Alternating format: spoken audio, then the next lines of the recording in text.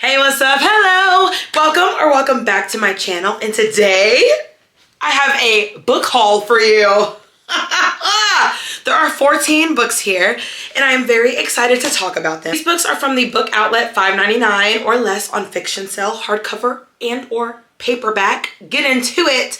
These are also from Pango Books, and I think that's it. The first one that I have talked about in my last couple of videos, but I thought I'd include it in this video, is My Sister the Serial Killer by Oyekan Braithwaite. I gave this 4 stars. Really enjoyed it.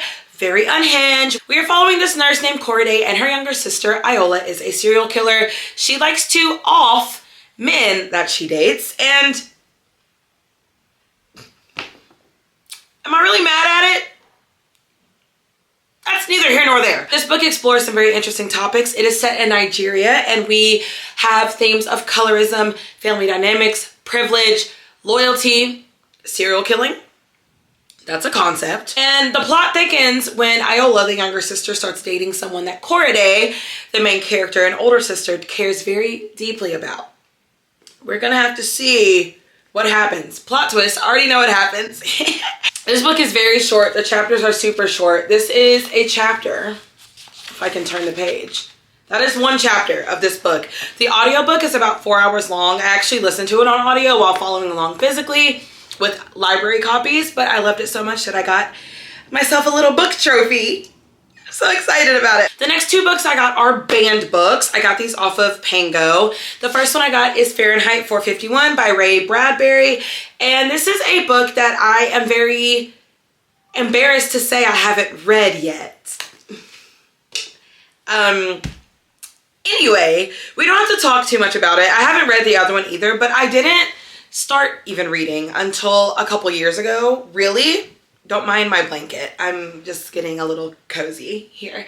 I didn't really start taking my reading seriously until well into my adulthood. And let me tell you, I was not reading banned books. I was reading YA, romance, fantasy, and thrillers. That's what I was doing, but now we're here.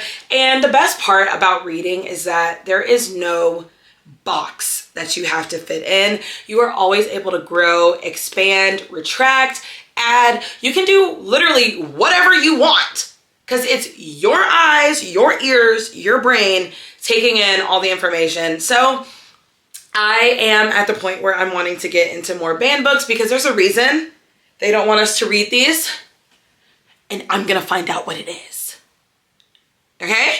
That was, were my eyes crazy eyes? I'm gonna read the back. I'm sure every single person watching this video has read this except me. But in case you need a refresher or you haven't read it, I'm gonna tell you what it's about. Guy Montag is a fireman. His job is to destroy the most illegal of commodities, the printed book, along with the houses in which they are hidden. I thought firemen were supposed to put out the fires. Ray? What do you have this guy doing? Some under the table corrupt things? Anyway, basically he meets a neighbor, Clarice, who basically changes his perspective on the book and everything he thought he knew. So interesting. This is the 60th anniversary edition, and I am very excited to have this in my hands. I am definitely planning on reading this very soon, but I'm just glad I have it because, of course, with banned books comes a higher price tag. I don't even want to say how much I paid for this book, but I felt it was important that I had it. So we have it. I didn't talk about the genres of these. So this I would classify as like literary fiction, horror, thriller, kind of. I don't really know, but it was good. And this is like dystopian. The next one I have is another dystopian that I have not read. It is The Handmaid's Tale by Margaret Atwood. Sorry, I also haven't seen the show. Look. This is a judgment-free zone. If you don't like it, leave, but wait till you finish the video. In Margaret Atwood's dystopian future, environmental disasters and declining birth rates have led to a second American Civil War. The result is the rise of the Republic of Gilead, a totalitarian regime that enforces rigid social rules and enslaves the few remaining fertile women. Whoa. Alfred is one of these, a handmaid bound to produce children for one of Gilead's commanders. Deprived of her husband, her child, her freedom, and even her own name, Alfred clings to her memories and her will to survive. At once a scathing satire, an ominous warning, and a tour de force of narrative suspense, The Handmaid's Tale is a modern classic. The Houston Chronicle says, an excellent novel. Read it while it's still allowed. I hear you. I'm gonna read it. I'm gonna watch the show. But this is another banned book. This says in the corner there's a sequel called The Testaments. Don't know what that's about, but I am down to read it if I enjoy this one.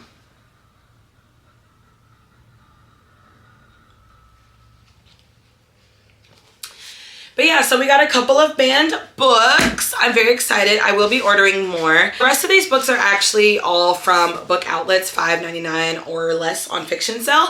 So the first one I got is Pet by Kweke Emezi. And honestly, I ordered these books so long ago, because if you've ordered from book outlet, you know that it takes just a teensy bit long for it to get there. So I'm just going to read the back of all these probably. How do you share the truth when the world is in denial? There are no monsters anymore, or so the children in Lucille are taught. Jam and her best friend, Redemption, have grown up with the lesson that the city is safe for everyone. But when Jam meets Pet, a creature who some might call monstrous, but in reality is anything but, she must reconsider what she's been told. Pet has emerged from one of her mother's paintings to haunt a true monster. And the shadow of something grim lurks in Redemption's house.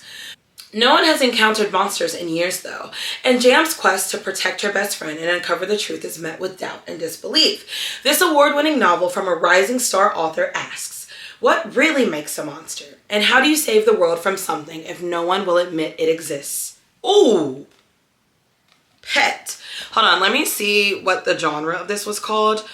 I enjoyed and read,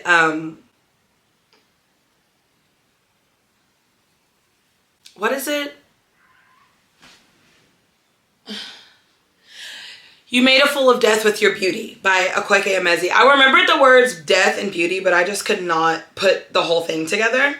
I'm just looking up what the genre of this is. Kweke. This is... What are you?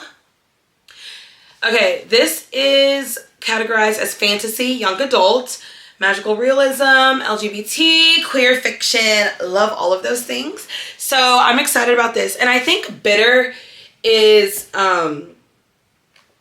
this has Bitter as like a prequel to Pet. And I also picked this one up. And I love how these look together. These are stunning together. I love this. Okay. A revolution is on the rise, but what will this fight cost? I'm just going to read the little tagline at the bottom. This timely and riveting novel, a companion to the National Book Award finalist Pet, explores the enduring power of youth, protest, and art. These character names are really interesting. This book has characters named Bitter, Eucalyptus, Bitter. Oh, Bitter is a person and Eucalyptus is a school. Interesting. And this one has Pet, Redemption, Lucille is, I guess, the place that they're at, and Jam. So these are very interesting. I wonder what the thought process was for these names, but I got those two, and these are little tiny guys. So these should be really quick to read. There are no, oh, there are page numbers because there's an epilogue. So without the epilogue, Pet is 196 pages, so it's a little bit over 200. And Bitter is about 250, so Bitter is actually a little bit longer than Pet. Interesting. Next, I also got Hampton Heights by Dan Coy from Book Outlet. This is a historical fiction horror novel. It says, on a cold winter's evening in 1987, so I was like 60, very young and dapper. 6 middle school paperboys wander an unfamiliar Milwaukee neighborhood, selling newspaper subscriptions fueled by their stupid manager Kevin's promises of cash bonuses and dinner at Burger King. But the freaks come out at night. The freaks come out at night in Hampton Heights. Did I say Hamilton Heights? This is Hampton Heights. If I said Hamilton, sorry. Sigmund, who is bused to a white school, is paired with Joel, a white kid who idolizes black culture. Mark, who's wrestling with his sexuality, joins his secret crush, Ryan, who has a crush of his own. Nishu and Al are outsiders. One is a second-generation immigrant, the other a poor kid in a rich school. Over the course of one eventful evening, the three pairs will encounter the wild things of Hampton Heights, werewolves, witches, and centuries-old story to tell,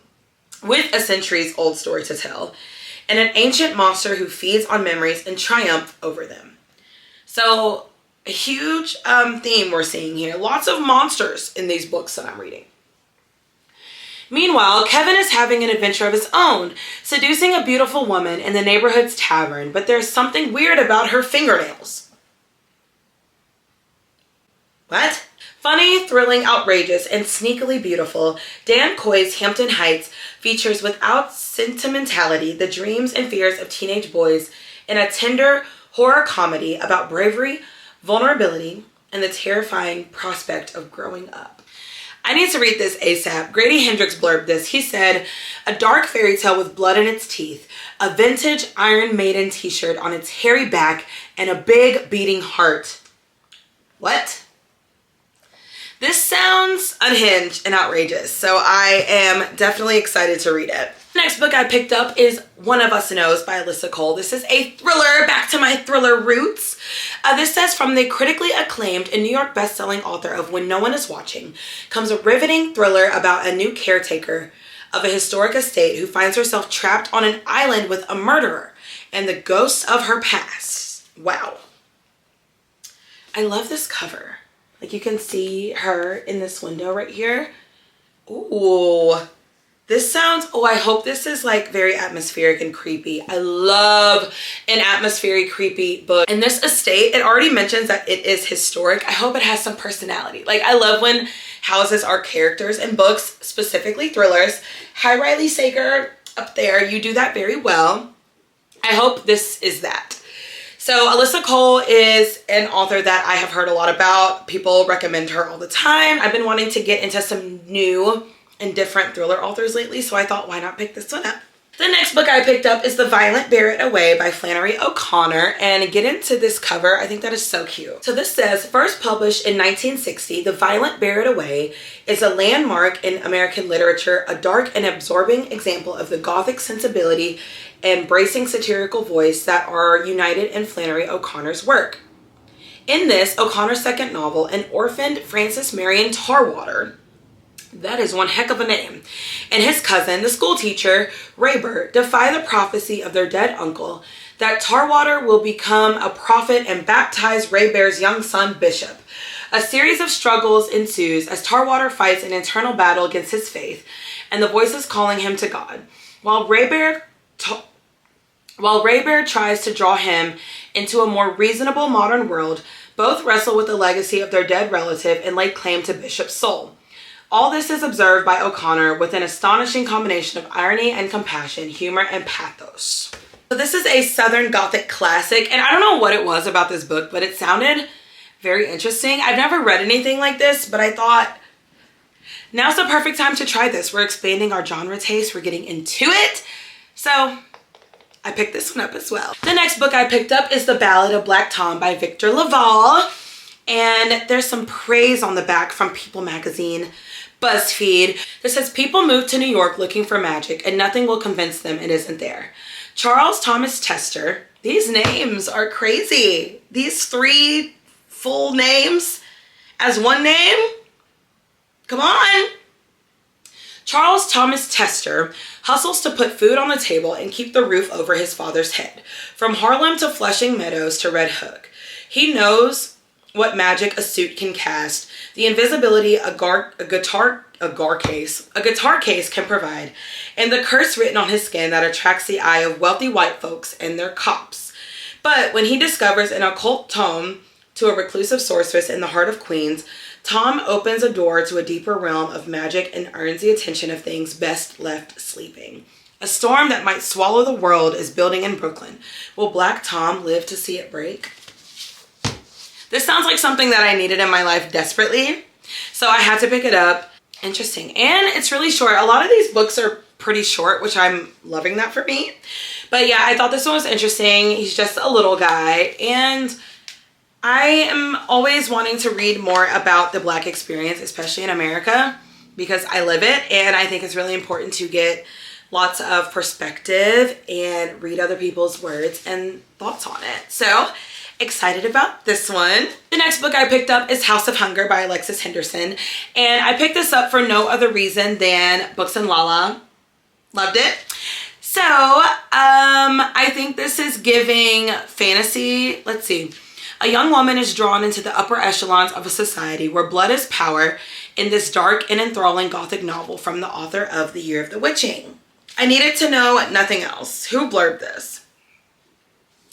Simone St. James, gorgeous and lushly dark, a nightmare vision that will pull you into its terrifying grip. Eric LaRocca, Isabel Cañas, Rachel Harrison, a beguiling gothic feast. Alexis Henderson is an exhilarating talent.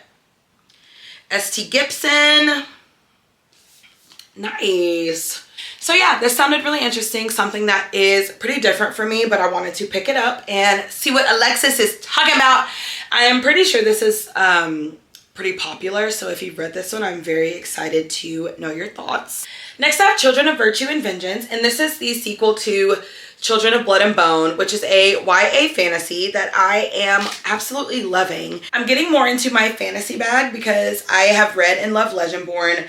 I'm actually in the middle of Children of Blood and Bone right now, but I wanted to go ahead and get the sequel because it was on sale, and I'm loving the first one so far. This tagline says, magic has returned to the land of Orisha, but the fight for power isn't over. The war has just begun. I believe there are only 3 books in this series, so I'm excited to get it and complete it. And, oh, there's a map. Maps are for smart people. Not me. Not me, though. This one is significantly smaller than the first one, just like in page length and skinniness, you know? So excited to have this one in the collection. Next up I have Jackal by Erin Adams, and this is highly recommended to me. I believe this is a a thriller. A young Black girl goes missing in the woods outside her white Rust Belt town. She is not the first, and she may not be the last. It's watching, it's taking, it's your turn. Oof. This sounds really crazy. Paul Tremblay blurbed this, a heady, page-turning, all-too-relevant reinvention of the return-to-home horror story that explores supernatural and cultural horrors.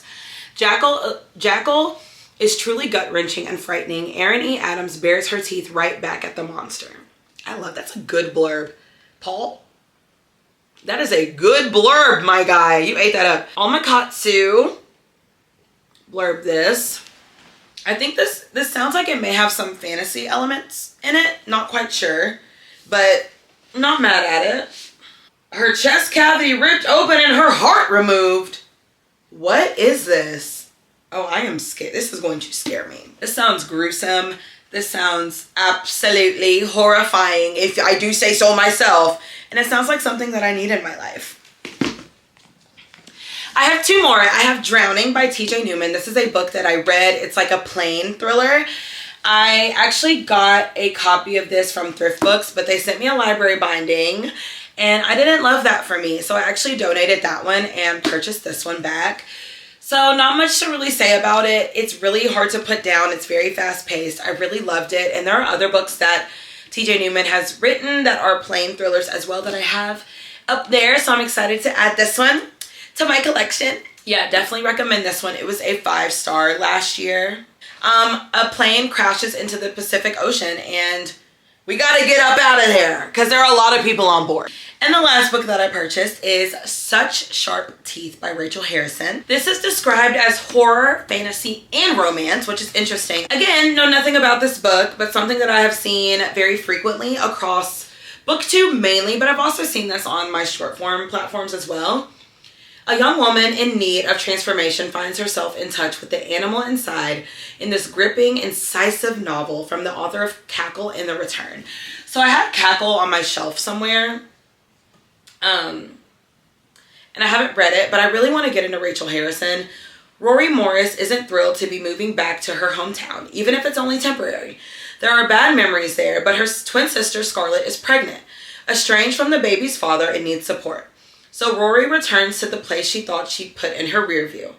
After a night out at the bar where she runs into Ian, an old almost flame, she hits a large animal with her car. And when she gets out to investigate, she's attacked. What the? Rory survives miraculously, but life begins to look and feel different. She's unnaturally strong with an aversion to silver, and suddenly the moon has her in its thrall. She's changing into someone else, something else, maybe even a monster. But does that mean she's putting those close to her in danger? Or is she embracing the wildness inside her, the key to acceptance? This dark comedic love story is a brilliantly layered portrait of trauma, rage, and vulnerability.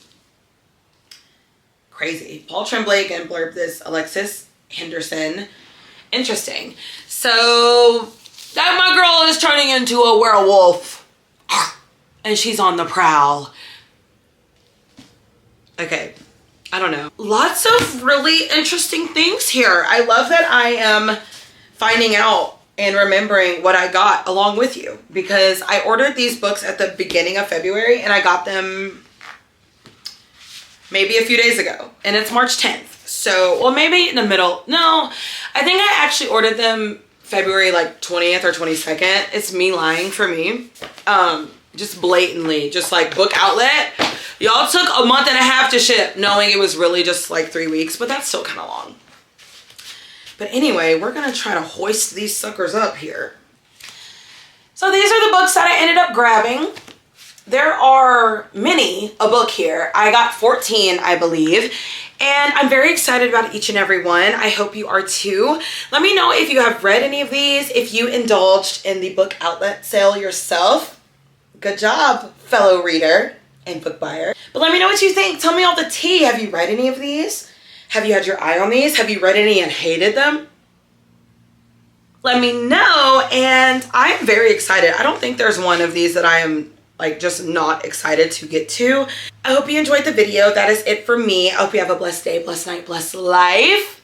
And without further ado, it's time to get up out of here and go do you.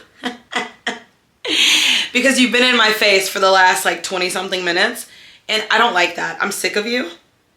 I know you're not sick of me, but I'm sick of you. And you gotta go. I'm gonna keep it short and sweet. No Sabrina Carpenter today, because I have books to read and places to be. I do nothing and go nowhere. Yeah, get out. I can't keep exerting all this energy trying to come to a compromise with you. So, call me Elsa, because I'm just gonna let it go. I'm gonna hit the road. All right. Stay tuned for the next one. I have a really, really fun one planned and I hope you enjoy, but I am gonna leave the premises now because I'm gonna be the bigger person, because I'm mature in every sense of the word and not dramatic at all. Okay, bye.